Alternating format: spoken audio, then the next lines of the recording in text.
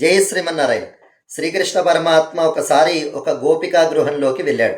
ఆ గోపిక చూసి కుండ పట్టుకొని ఉన్నటువంటి కృష్ణుణ్ణి ప్రశ్నిస్తూ ఉంది.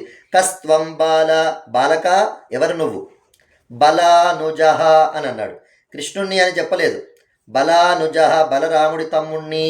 అంటే బలరాముడు ధార్మికమైనటువంటి ప్రవృత్తితో ఉంటాడు కనుక ఓకే, ఇతను కూడా వాళ్ళ తమ్ముడు అంటే మంచివాడే అని అనుకోవాలి అని బలానుజహ అని చెప్పాడు. కిమిహతే, సరే ఎందుకని ఇక్కడికి వచ్చావు, ఏం పని నీకు?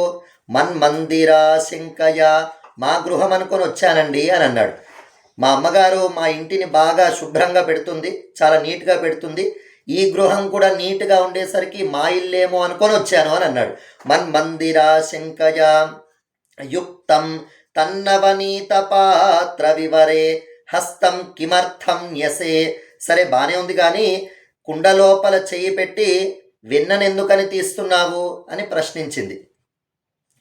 మాత కంచన వత్సకం మృగయితుం మాగాహ విషాదం క్షణాత్.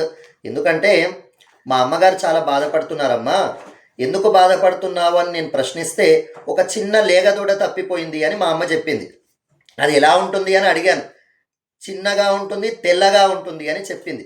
అలా తెల్లగా చిన్నగా ఈ కుండలో ఉందేమో అని వెతుకుతున్నాను అని సమాధానం ఇచ్చాడట.